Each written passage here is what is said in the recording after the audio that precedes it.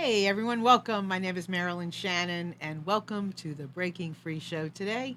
I am excited to have you here. As always, it's lovely to spend time together, learning, growing, and today we're going to be traveling. So who knows what's in store each and every time we're together? Who knows? You can't even plan it. It's just fun. And we always love to bring you interesting people, interesting stories, tools, techniques, strategies that will empower us all, inspire us to grow, to learn, to have our freedoms in the palm of our hand that we control, that nobody else controls for us, that we get to make our choices based on the information that we learn and that we surmise from what's around us. So I don't know, Amnon, you want to say hi? Hello. How are you? How are you? I'm fine. He's How are very you? busy over there. You're very busy, huh?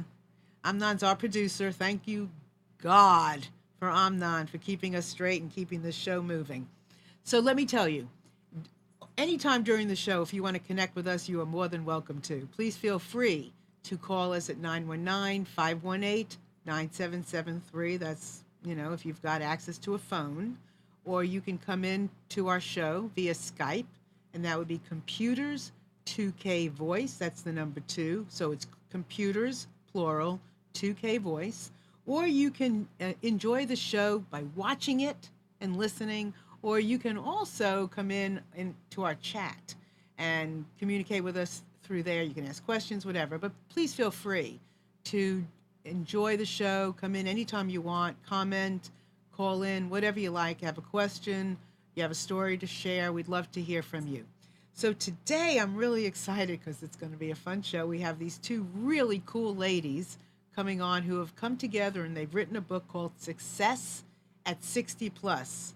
And what that means is, oh, at any age, we can be free, we can enjoy our lives, but this particularly is geared to the new 20, which is 60 plus. Hello, I'm 62, so I'm going to have all ears on this show.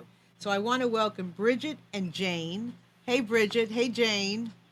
Hey, Marilyn. Hey, Jane. Hi. Hi. Welcome. Hello, Marilyn. Welcome to the show. Thank you. And so, Bridget, tell us where you're from. Well, I lived on Alderney, which is a small island off the coast of France for 40 years, but I'm Oh, now we've lost. Okay. All right, here we go. Jane, are you there? I'm absolutely there. Okay. So tell us where you are. I'm in the UK. on that island.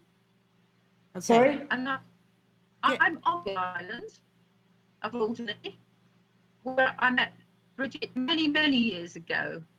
And that's where we wrote our book. Say it again. Where are you from? From Alderney in the Channel Islands. The Channel Islands are where? Well, the British Channel Islands are in the English Channel. We can see France, Okay. but it's quite hard to get there from England. Okay. And it's 3 miles by 1 mile. Is that right?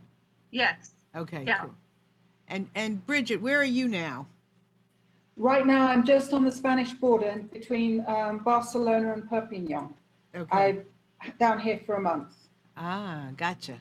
So tell us about the story behind. I want to know the behind the story, like where you both came from and what prompted you to write this book. So, Bridget, you want to start? Well, after my husband died, I decided I was going to do something that cropped up that year that would interest me. And the first thing was a writing course. And I hadn't written anything since essays back in school. And so I said I would do the writing course. And Jane wasn't able to go on it, but was really envious. And I came out of the writing course saying, I want to write a book. And Jane said, let's write one together. And then just before I was leaving the island, we decided we'd better get on and write it, because otherwise we'd be trying to write it together at a distance. So, Jane, what was your Yeah. why did you want to write a book like this? Well, Bridget and me have sort of parallel lives. We're very different people, but the same sort of things happen. And I've been looking after my elderly relatives for about 15 years. And about the time that Bridget's husband died, my father died, and we were both freed up to be able to do other things. And because we both wanted to write a book, it seemed like the perfect time, except, as Bridget said, she was moving and I was downsizing.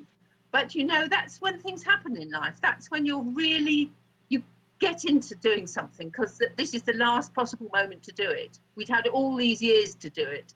And it was just at that point that we said, yes, we're going to do it now. We're going to do it in the next month. And when I was looking at it today again, I noticed that I was writing it at the time that we have our big Wimbledon tennis final. And of course, that's coming up very shortly now. So it was almost exactly a year ago that we were writing it together. Mm. And so, Bridget, what did you want to accomplish by writing this book?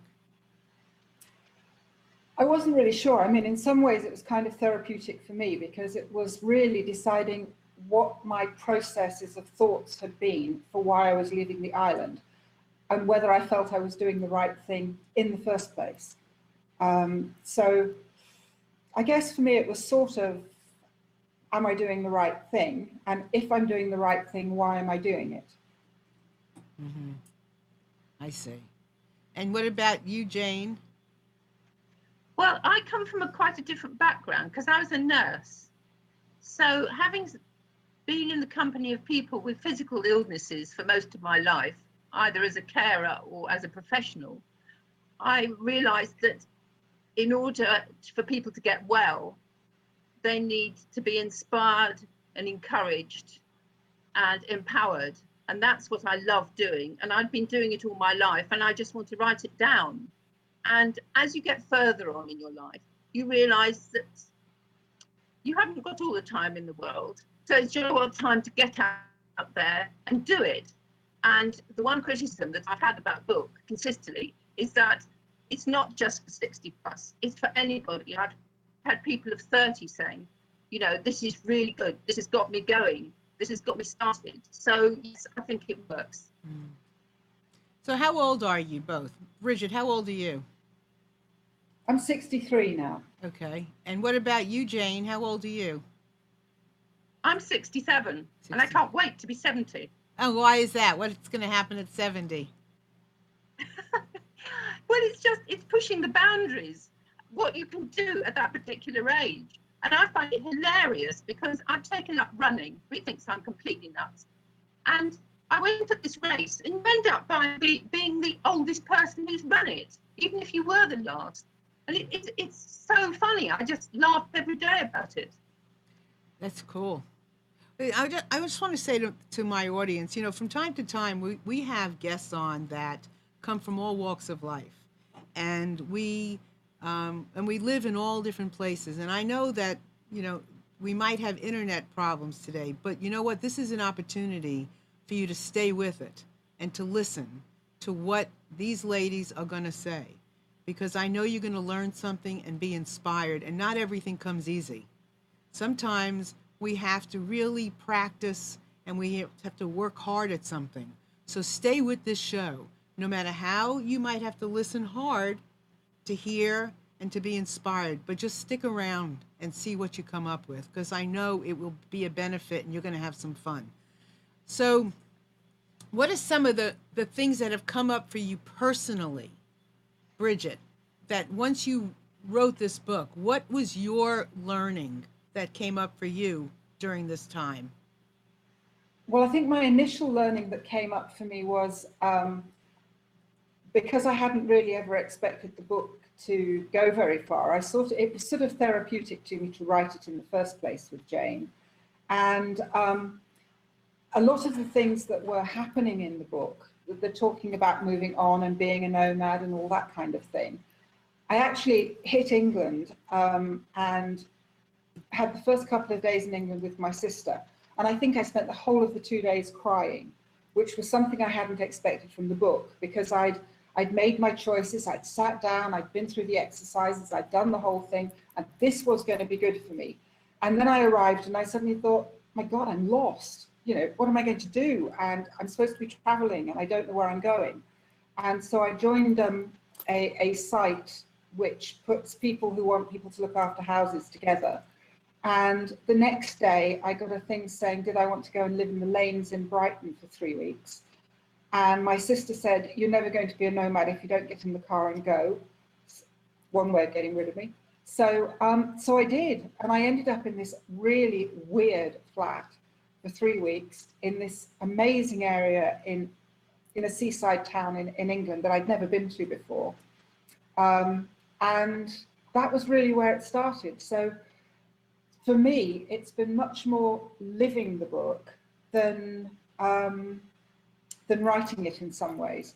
Writing it was more a question of, what have I done? Well, I've downsized, I've looked at this, I've looked at that, I've decided I'm going to do it. So for me, it's very much more getting off my bottom and actually doing it, and trying not to panic about the future. I mean, until this morning, I did not know where I was going to live in the middle of August. I did know I was going back to the island for a couple of weeks in July, and I did know I was going to another island for a wedding after that, and then I had no idea where I was going to be. Well, I now know where I'm going to be in the middle of August, and I'm in touch with a lady who wants me to look after a cat in an area I've never lived in, and I'm thinking, wow. And I put that out to a few friends that was where I was going, and it turns out that 3 of them have got friends down there who they're now in touch with, who are now emailing me and saying, oh, when you get here, we've got to do this, that, and the other. So for me, the whole of this book is just an exciting life, doing different things. And maybe it'll become another book, but actually I'm writing a couple of novels instead, I think, now. Mm. And I'm going to come back to ask you some more questions, Bridget. But Jane, so what has been the biggest thing that's come out of this for you? Well, I think that it's been doing all these things that I didn't think I'd ever get to do.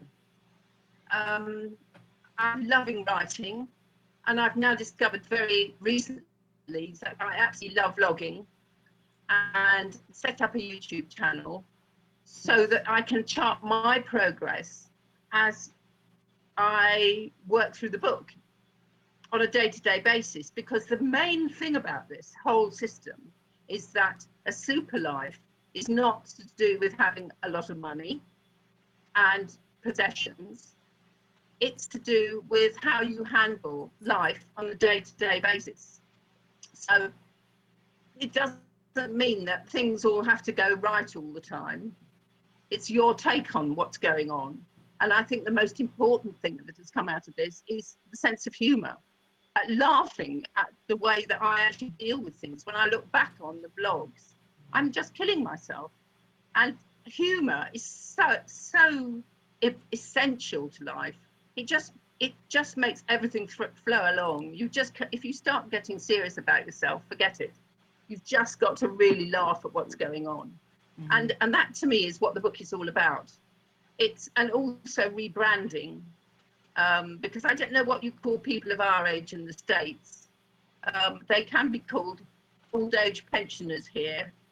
They can be called retreads. They can be called grannies. And I think you need a really positive term, which is why we came up with super lifers. And when you're in a difficult situation, if you suddenly think to yourself, I'm a super lifer, the whole thing changes. It really is terrific. You ought to try it sometime. Yeah, no, I totally agree with you. I think here we call seniors, the elderly, whatever we call the retirees, whatever we call, people that are older or whatever, which is what, I am there now, sort of, kind of, in that age bracket. But you call it super livers? Is that what you call it? Super lifers. I think how we identify things, the labels that we put on things makes a big difference in how we accept them or not, how we view them, how we live with them. It makes a big difference. So I totally agree. Yeah, go ahead. I absolutely agree with you. Yeah. And rebranding is key, but it's also it's re-educating people, and you're not going to just do it by a blog. you're going to do it by how you live and how you show how you're living, just like you're doing. I mean, I'm sitting here and I'm thinking, okay, you're 67, Jane, and you just started a YouTube channel. How cool is that? That is just so, so cool. And you, Bridget, you're a no woman. You know, you're a nomady woman traveling around, not knowing where you're going next, and being safe about it and finding, interesting ways of living. So that's, Yes, some of them are just a little bit weird. Like on the way down here, I've got my car, which I love. It's my sort of security blanket, and I live with all my stuff in my car. And on the way down, it actually broke down on the French motorway, which was an experience. Hanging out, waiting for the French the rescue teams to come and pick me up and take me to a garage. But also because my car's full of my stuff, the sort of essentials, the things I work with, my guitars, my ukuleles, my clarinets, this kind of thing. When it got to nighttime, I suddenly thought, I really can't be bothered to go into a motel or a hotel and unpack the car so that it doesn't get broken into. So I pulled into one of the picnic areas and slept in the car, sitting in the driver's seat with my sleeping bag and stuff. And in the morning, the truckies are all there getting up, and I'm there getting up, and I thought, I would have worried about my kids if they'd done this on their gap year, but my kids are more worried about what I'm going to get up to on my gap year, I think. what's a gap year?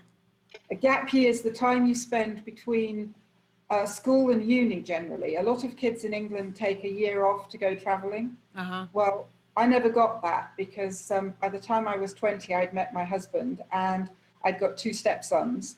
So I've had a couple of kids since. So I told the kids I was going to have a gap year. And they did get hold of me recently and said, you do realize your gap year's nearly up. And I said, yes, but the joy is I'm not waiting to go back to school. So I'm going to have another gap year. Wow. So get over themselves. So where were you born, Bridget? I was born in Lincoln, which is a cathedral city about the middle of England, sort of towards the east coast. How small an area? It's not a huge town, but it is a cathedral city. So it has a cathedral, it has a castle, and actually my family have been there since the 14th century. I have a family crest up in the cathedral. And what about you, Jane? Where are you from originally? Sorry, Where are you from can you originally? hear me? Yeah. Well, I was born in Cambridge, but I lived in London for most of my life So, before I came out to Alderney. some people gravitate, would love to be on a little island that's only 3 miles by 1 mile and just create, write, enjoy, be with other people. But I would imagine on some level, there's a big world out there. It could be kind of, small and close and stifling. Was it stifling living there? Well, I went off for 7 years and worked on the mainland when we had a financial crisis. So I haven't been there absolutely all that time.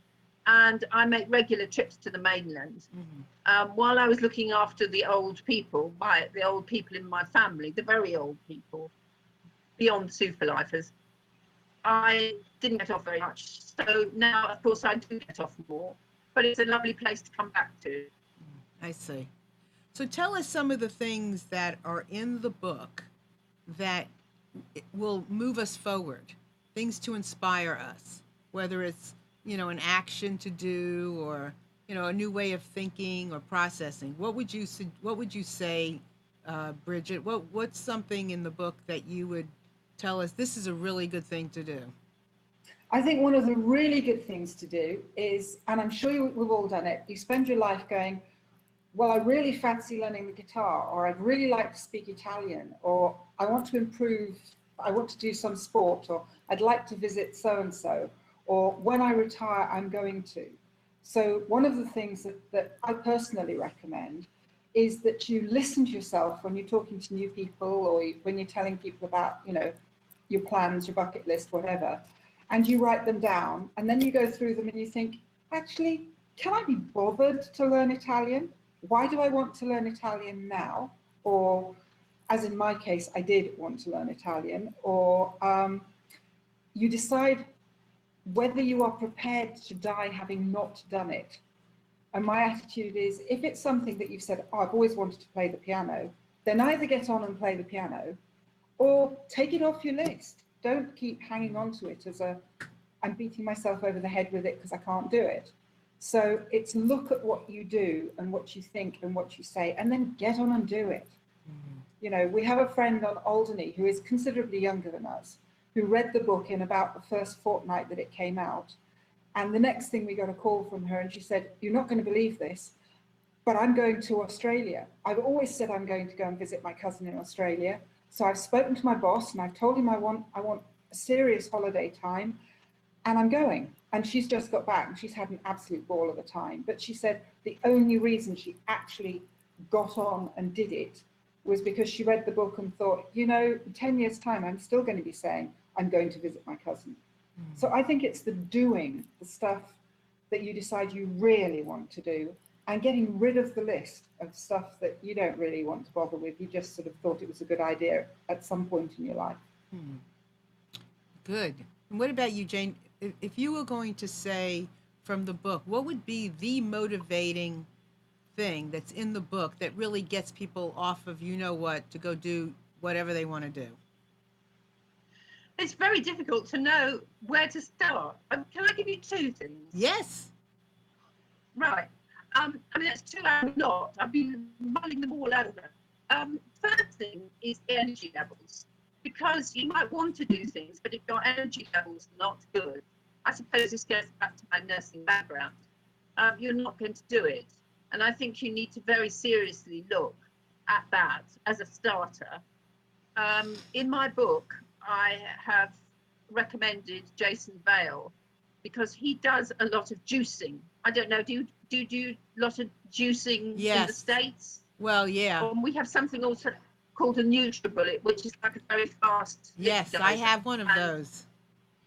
I've now found 2 lovely ladies who've done a book, and they're American, a simple green smoothie book, which I've now got. So I would say look at your diet and look at what you're eating. At the moment, actually, as we speak, I'm on a week of I'm using the NutriBullet rather than the juicer, but I'm just buzzing with giving my digestive system a complete rest. And it really does give you a buzz once you get onto it. And I just have 3 smoothies a day, a pint each time.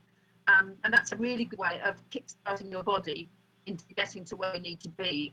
And they don't need to be expensive things. I do it with whatever I can get hold of, because Alderney, in a little island, you often don't, the boat doesn't come in, so then the stuff isn't on the shelves. I mean, it could be quite inventive on these. So that's my first. Okay, but before you go to the second thing, describe to me what a buzz means to you. It means getting up in the morning and you can't wait to put your feet on the floor and get going. Okay. You just can't wait for the day to begin. Can you hear me? Yeah. So it's that the get up and go. It's the enthusiasm. It feels like you're zooming. Oh yes. Okay. Absolutely. With lots and lots of energy. It's quite different from the sort of buzz you get from caffeine, which is short-lived and overrides your desire to go to sleep. Whereas this gives you energy from dawn till dusk, and you just sleep better.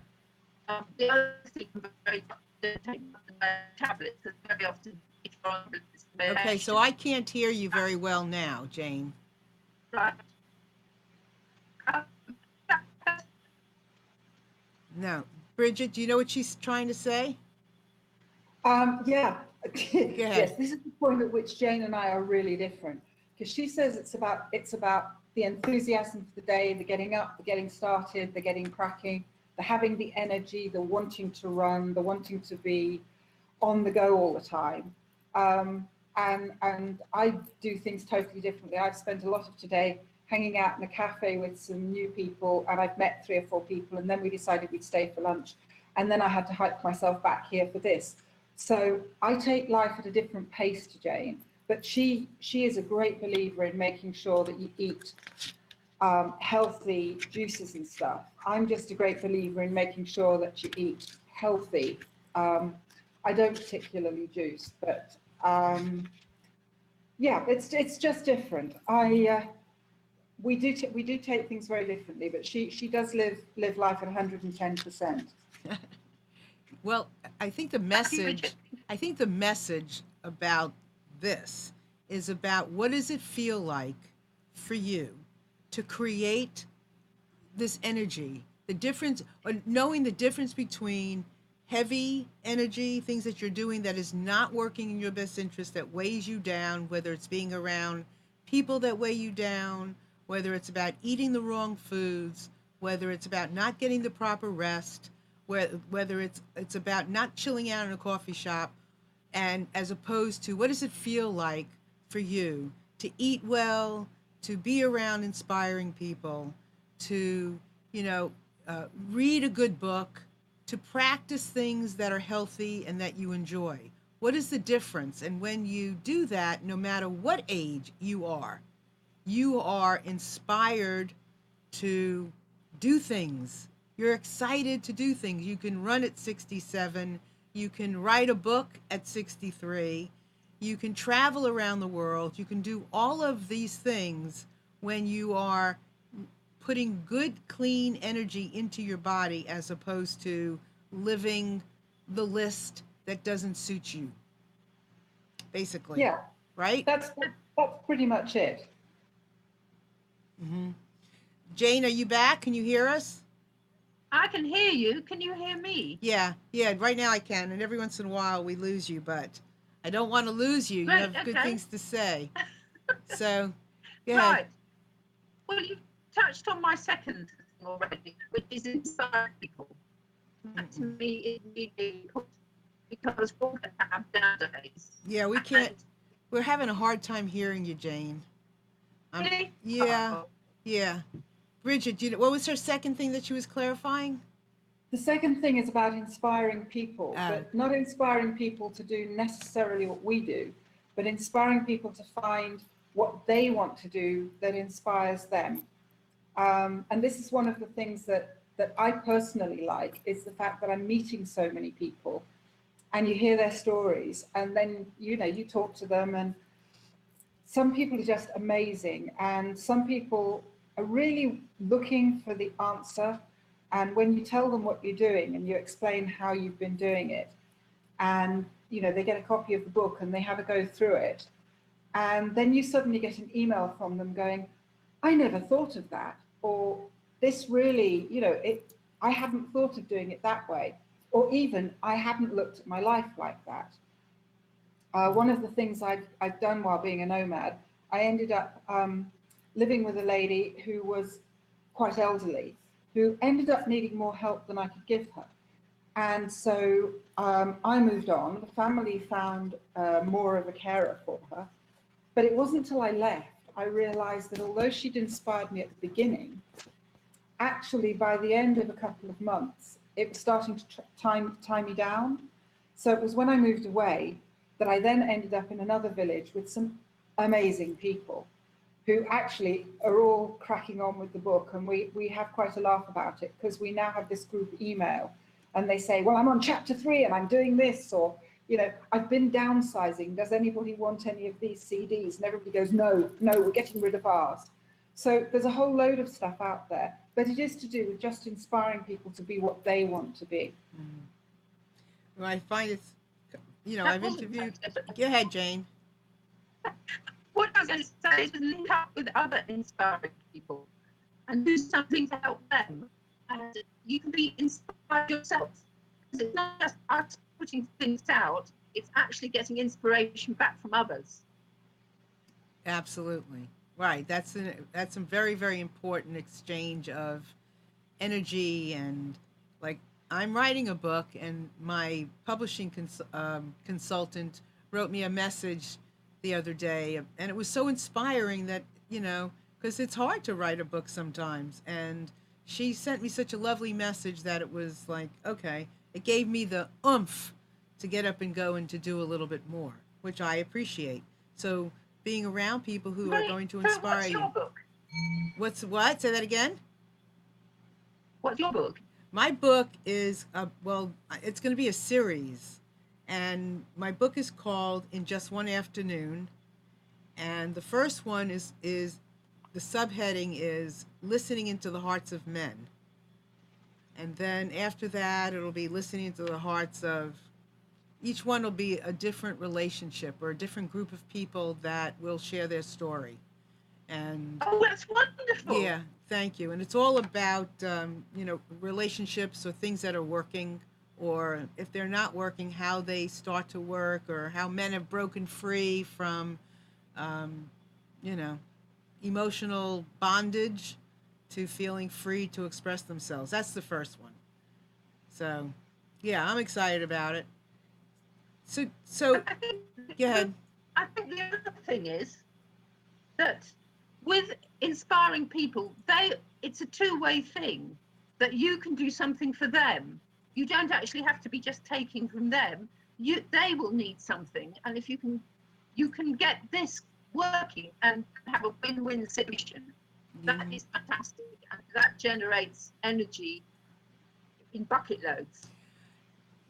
And I love that you're out here, doing this, writing about this, because it's up to, I really believe that it's up to us. It's up to us to be creative. It's up to us to be sharing. It's up to us to be ingenious, to go and to be the examples. I mean, you two are the examples. When I listen to Bridget talk about being a nomad, most of the people that I've interviewed on the show who are living on the edge, I had a gentleman on I don't know, a couple of years ago who started with an apple and traded up and ended up buying his own house in Hawaii because he traded up. I've had people who have been nomads doing this, people who have done that, people who have started with nothing and ended up with this. But rarely have I ever interviewed a woman who is in her 60s who is doing that. Rarely have I don't even know if I've ever interviewed a 67-year-old woman who is running, blogging, set up a YouTube channel. I mean, you're changing the norm. You're changing how we look at things. And that's valuable. That's extremely valuable. That's why, Jane, you got whatever you have to do to get your internet up to snuff, you've got to do if that's possible. Because you have lots of things to share. And you have, it'd be great if you could find a way to get your internet up to snuff so we don't miss a beat of what you're saying. Not a beat. One of the things I'm curious about is how the Thank you. two. Go ahead. What were you going to say? Go ahead. Thank you. Say that again. Thank you. Yeah, see, we're missing a lot of what you're saying, and that's unfortunate. I want to ask you, though, how are the two of you? I know you have different, you even said this in the beginning. You're different people, you've had different experiences, and yet you wrote a book. You came together to write a book, and you're different. Bridget, how is that for the two of you writing a book? It was a nightmare. We decided we decided we were going to write this book. Bridget. Sorry, What'd she say? I don't know. Okay. I mean, what happened? We decided we were going to write the book, and we sat down and we figured out the title and we figured out the chapters. And Jane said, "So tomorrow morning, because we always had coffee at 8:30 in the morning. I used to go around to her house every morning. This was partly because I was a carer for my husband, as she was caring for her elderly relatives, and we both needed the time and the person who would understand if we turned up together and said, I'm going to strangle them. because we needed to be able to actually let out what was happening in our lives, because it was really difficult for a while. So once we hadn't got them, and we sat down to write the book, and Jane said, when you turn up tomorrow morning, turn up with your introduction and your bio. You see, so I did. And she'd done the introduction, the bio in chapter 1. So I said, look, don't get too far ahead. I'll come in tomorrow with chapter 1 and chapter 2. And she was on chapter 4. So I just felt I was catching up, but she really knew what we were doing. And I mean, we'd written the outline together. But yeah, I just found it a bit of a night packing at the house and trying to keep up with all this writing at the same time. But I'm glad we did it. And to some extent, I feel I've been catching up most of the time, but I've enjoyed it. It's been the most fun experience. So she has inspired you. She's inspired you. Inspired, bullied, cajoled. Yes.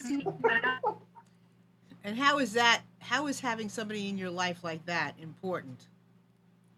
Oh, it's been brilliant. It's been fantastic. Yeah. I mean, whenever we've done stuff, I came over to Alderney in February, and we'd already talked to this guy about doing cruise ship lectures, and we had to write 4 lectures, and we had 2 weeks. And yes, it was great because Jane kept saying, we must get down and do this, we must get down and do this.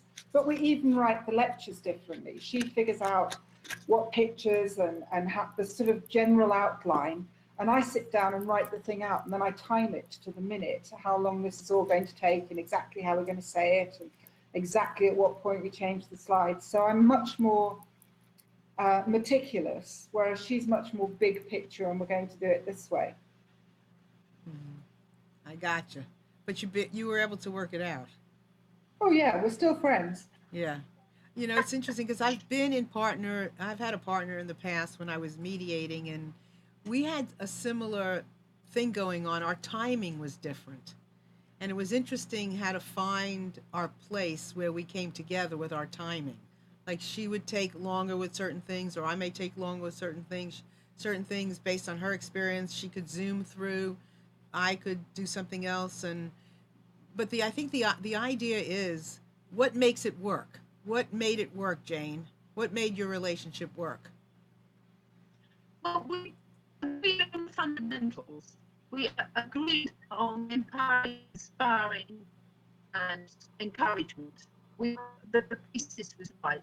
We just had to work out the detail, and it was hilarious. Because Bridget did have it down to the last word, and I was completely spontaneous. So all credit to her that we managed it, because I tend to just go off and say whatever I think at that moment, which is not necessarily in the script. Mm-hmm. So you had the fundamentals, but you did communicate with each other to be able to get it going right? Yes, I had absolutely. PowerPoint. Uh-huh. So Jane, who inspires you to do and be who you want to be? Well, the first person who inspired me was my father, who unfortunately died last year, who was an absolutely great man. And he built the first cyclotron in the world for medical purposes. But I've got, there's a lady that is inspiring me at the moment who's going to row around Britain next year. And my contribution is that she's come to live with us for a while. So that's terrific. There's a two-way thing there. Another American lady in Dartmouth in New York who has overcome all kinds of tremendously difficult. Yeah, I have Jane, I have to interrupt you because I can't hear it. But Bridget, do you know what she's saying? Yes, Sarah Weldon, who's rowing round England, is one of the great inspirations, and she's sending back stuff for educational things so that kids in school can see what she's finding out about whilst she's doing this. And she's really enthusiastic, and she's in contact with schools, and she's, doing all that kind of thing. And Jane is inspired by people that do phenomenal things. I tend to be inspired by the old, the Buccaneers. I mean, the people that I really, really admire are the women that were in the French Resistance during the war. adventurers. I admire bravery, that kind of thing. Whereas Jane is much more down to earth and takes her inspiration from living people. No. I tend to take mine from historical weirdos. I mean, I'd have liked to have joined Doctor Who in the TARDIS, you know, just cool. So, so also, when you think of this book, do you think about women and men equally? Well, women are way better than men. But yeah, no, I mean, in theory, yes, it works for everybody. And it really does. I mean, in practice, it works for everybody. And in fact, it was very interesting when we were lecturing in March, how many of the men came up to us and said they wished they'd thought about it. They hadn't considered things that way. There were a couple of couples that I think were rather anxious that they were going to look at the book from different directions. In fact, there was one couple who I'm not sure would have stayed together if they'd actually worked their way through the book, but you know, they probably decided not to. But yes, it works for women and for men. In my case, I don't really mind who it is. I just like people. So, is it about not recognizing your age? What is it about? What is It's it? about not sticking with, if you imagine you get to kind of the 60s, the late 50s, the 60s, the mid 60s, whatever, and you've pretty much paid your mortgage, the kids have kind of become independent, you're probably thinking about retirement or, you know, whatever, that kind of thing. And you've always had this, oh, well, you know, when we retire, we'll probably do such and such. But it's not anything, it's not a goal. And it's very easy to get to the point where, yes, the kids have left home. So that's great. So actually, you've now got another room in the house that you're going to have as your sewing room or whatever, or your music room or whatever you fancy. And you've got a little bit more money available. So you go out for the occasional dinner a bit more often or maybe go to a show. But actually, if you sit down and think, well, okay, this is where I am. Is this actually what I want to be doing? I mean, I was sitting on Alderney and I was out 3 or 4 nights a week. I'd play in a couple of bands and I had groups of friends and I'm in groups of friends. And it was great. I mean, actually, I had a fantastic life. And for most mid 60s, early 60s people, they would have envied what I had because I very rarely had a day when I wasn't out with people. I very rarely had a day when I wasn't doing something interesting and exciting. I had a lovely home. And I sat there one evening and I thought, you know, is this all it is? Am I going to know in 5 years' time that if it's Wednesday night, it's ukulele, and if it's Monday night, it's band, and if it's Thursday lunchtime, it's ladies' lunch? And I think there's more out there.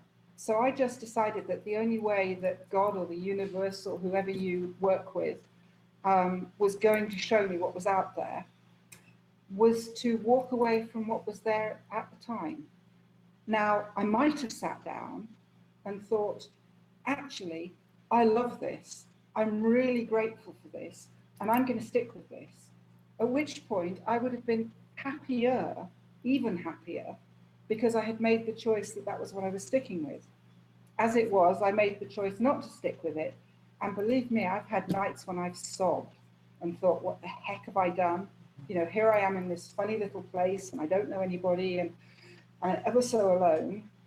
But actually, you can be alone in your own home anyway. So Right. I think it's looking at and making a positive choice of what you do, even if what you do is what you have been doing. That was it for me. So, so can you give us a little sampling of these 7 swift steps that you talk about? Jane, you want to start? And if I can't hear you, I'll just go to Bridget. But do you want to start Yeah, that's giving all us? Go ahead. Well, making a happiness a priority is absolutely fundamental because you don't become happy because of success. It's the other way around. So the first thing you need to do is to start to be happy. And you can just start straight away. Because if you put yourself in the zone, you are happy. And nobody can take that away from you. So I would make that a very good first step. And then it's a question of who are you? And that's a very odd question, but we often find that we take a lot of stuff for granted. And I've an awful lot from doing the vlogging, watching myself back. And they're quite salutary lessons. I thought after all these years, 67 years, you'd know yourself. You don't.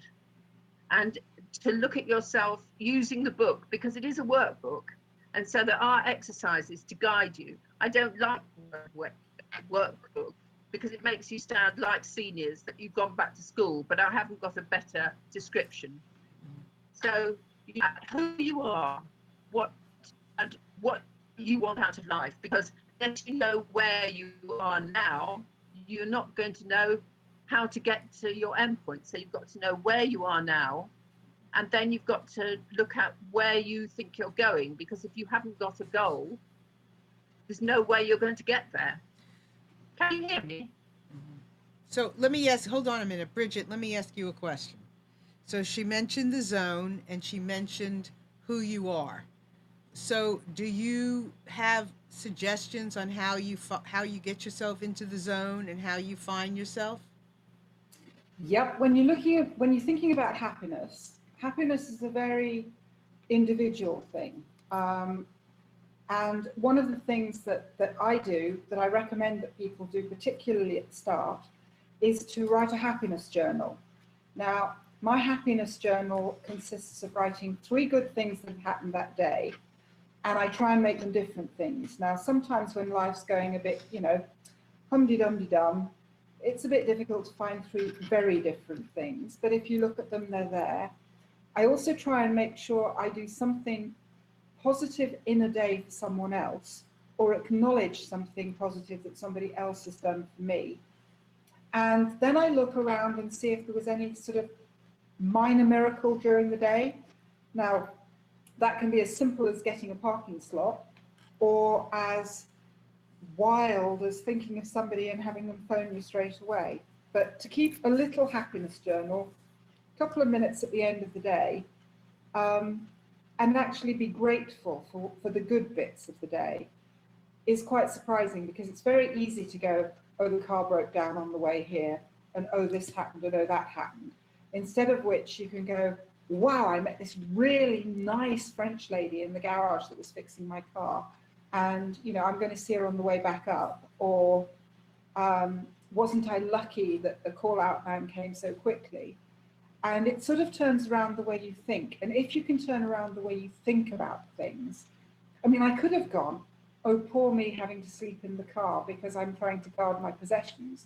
Instead of which I thought, wow, this is crazy. I could have done this when I was a teenager, but I'm doing it now, and it is actually quite fun. And you feel a bit childish about the whole thing. I mean, I had my iPad with me, and I downloaded a movie that I was watching, and there I was in the car at about 11:30 at night, snacking, having a midnight feast and watching a movie. And I thought, at 63, my mother would have gone, well, that's not terribly correct. Well, no, it wasn't, but I was having a ball doing it. So it's this kind of thing that makes you realize that happiness is a choice. Mm-hmm. The who you are bit is, again, very different. It's how you see yourself and how you think others see you, and the fact that it's not really that important how others see you, it's much more how you value yourself. I've never thought of myself as somebody who had any particular type of leadership or courage or anything of that kind. But when I had both hips fixed, both hips replaced a couple of years ago, and I was wandering around Alderney on crutches, and I'd decorated the crutches. It was coming up to Christmas, and I'd got red and white stripes around them just to make them look a bit brighter, because if you're going to be on crutches for 16 weeks, you don't really just want to be on metal crutches.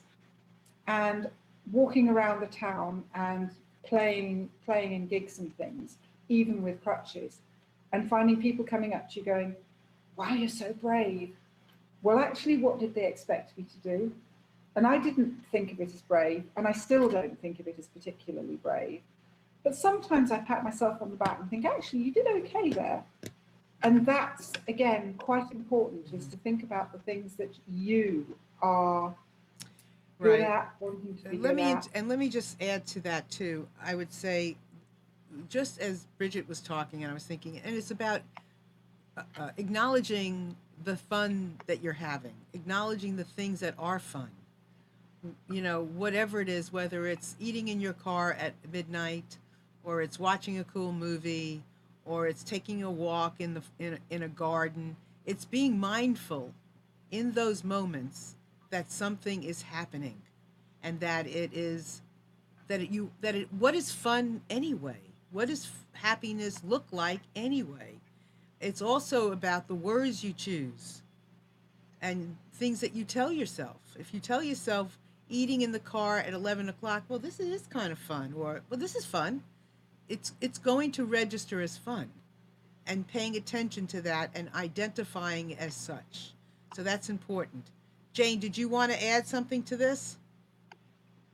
No, I think that's fine. I think you've really covered that well. Okay. Can you want to give us another point? Can we do the next point? Yes, go right ahead. Yeah.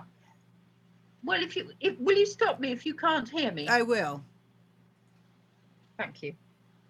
Where are you? Again, people think it's an obvious question, but it's really important to write these things down, because we just accept. And I'm sure that I know that you work with people who've got problems, and it's really important to chart where you are now. And, you know, this is absolutely crucial. So you want to look at your personality and the relationships, and I think sometimes you have people who are actually sucking you dry, and you need to identify those people, because there are people who you can help, and there are others who will just keep sucking you and never ever improve. So I think you need to look at the relationships around you. So we're going to be out of time before we know it, actually.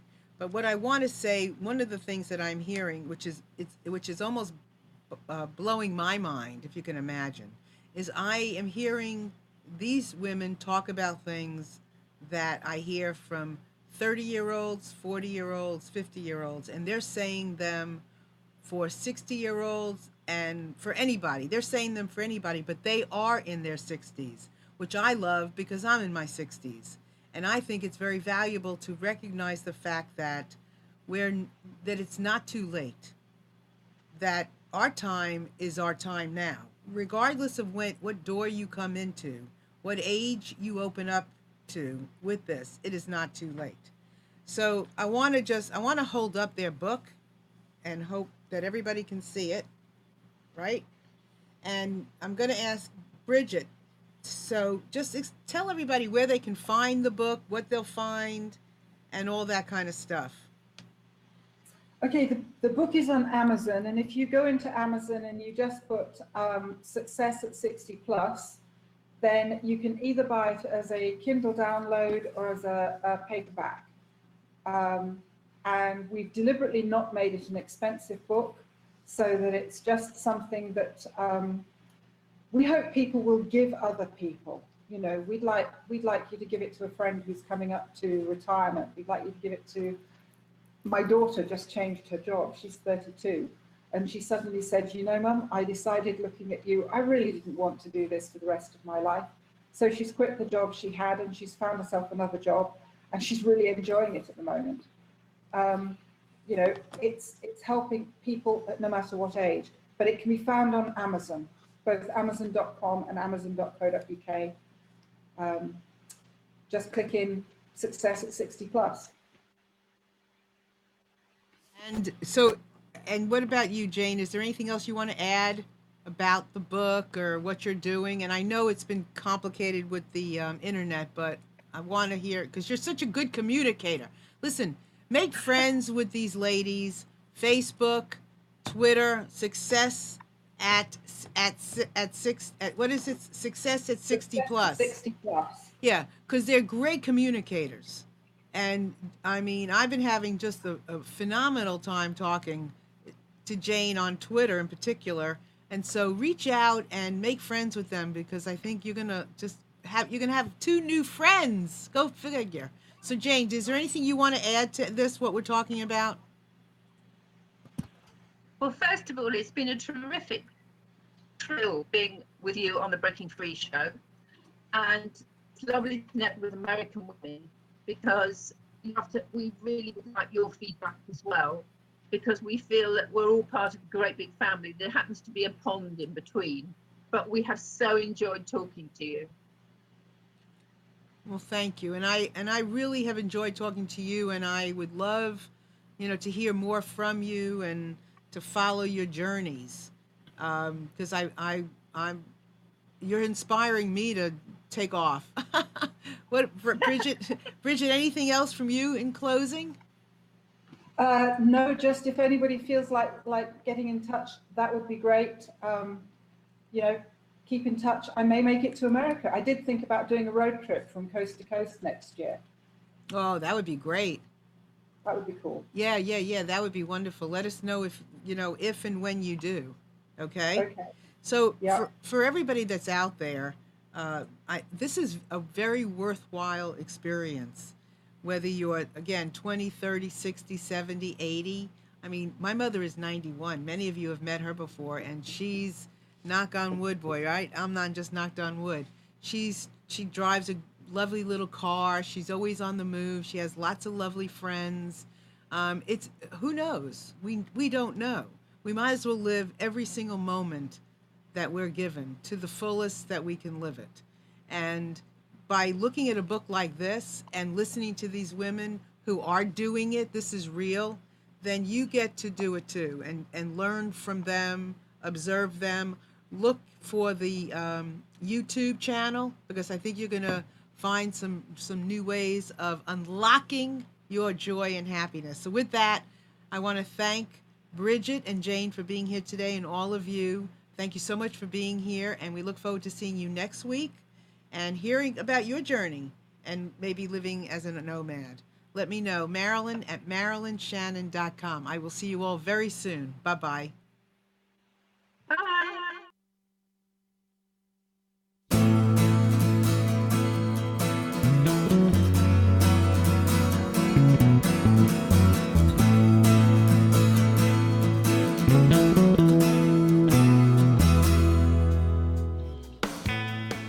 You are tuned to the Nissan Communications Network. Our weekly lineup of call-in programs includes Computers 2K Now with Amnon Nissan, My Life, My Will with Gisela DiCarlo, The Tanya Love Show, Health In with Debbie Bruck, Breaking Free with Marilyn Shannon, Triangle Be Well with Howard Jacobson, Lunch and Learn with Rabbi Yisrael Cutler, Lessons of Vietnam with NCVVI members, Current Affairs with Amnon Nissan. And if you tuned in too late, you can always watch each program in its entirety or download an MP3 audio file of it in the archives section on nissancommunications.com. Don't forget to subscribe to our YouTube channel, follow us on Twitter, and like us on Facebook. Sponsored by Atomos.com, makers of quality video recorders and converters, CarolinaApparel.com, and DeltaForce.net.